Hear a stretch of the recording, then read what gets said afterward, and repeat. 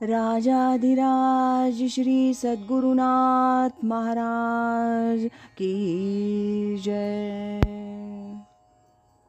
तीर्थस्वरूप परमपूज्य श्री रामराय गोविंद केळकर तथा श्री दासराम महाराज यांच्या वचनांवर आधारित श्री दादांचेच अंतरंग सत्शिष्य ना गोखले यांनी लिहिलेल्या नित्य नवा दिस जागृतीचा या ग्रंथातील आज ऐकूया 16 मे या दिवशीचं चिंतन.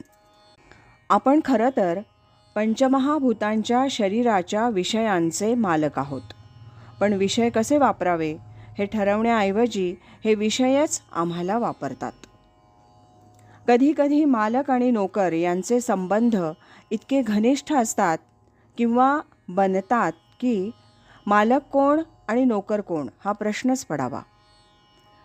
इंद्रियांची दीने आम्ही केलो नारायणा, आता आड उभा राही नारायणा, अशी प्रार्थना तुकाराम महाराजांनी आमच्या वतीनं केलेली आहे. इंद्रियांमार्फत विषयांशी संयोग झाला की माणसाला सुख मिळालं असं वाटतं. प्रत्यक्षात त्याचीच शक्ती खर्च होत असते. खरं तर विषयांना आम्ही भोगत नसून विषयच आम्हाला भोगतात.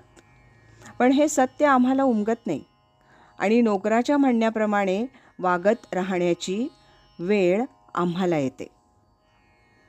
आमच्या म्हणण्याप्रमाणे न वागता आम्हाला टाळायचा प्रयत्न केला तर तुम्हाला कोणतंच सुख लाभू देणार नाही अशी धमकी विषय देतात आणि आमची आत्मिक शक्ती कमी पडल्यामुळे आम्ही त्याला बळी पडतो.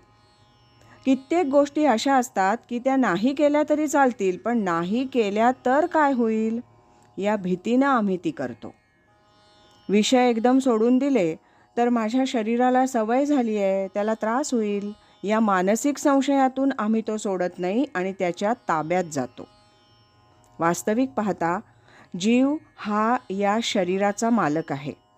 कोणतं कर्मफळ भोगायचं हे ठरवून त्याप्रमाणे तो शरीर बनवून घेतो.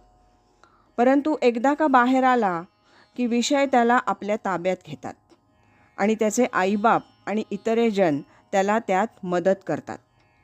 निळ्या कोल्ह्यासारखी गोष्ट आहे. या बाबतीत चोर आणि शिपाई आणि राजा आणि शिपाई यांचं उदाहरण आपल्याला माहीत आहेच. विषयांवरची मालकी आपण स्वतः प्रस्थापित केली पाहिजे.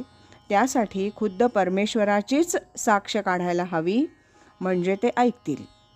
परमेश्वराची साक्ष काढायची म्हणजे आपलं आत्मिक बळ वाढवायचं.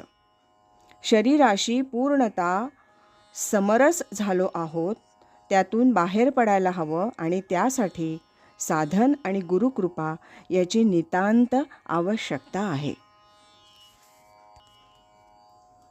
राजाधिराज श्री सद्गुरुनाथ महाराज की जय.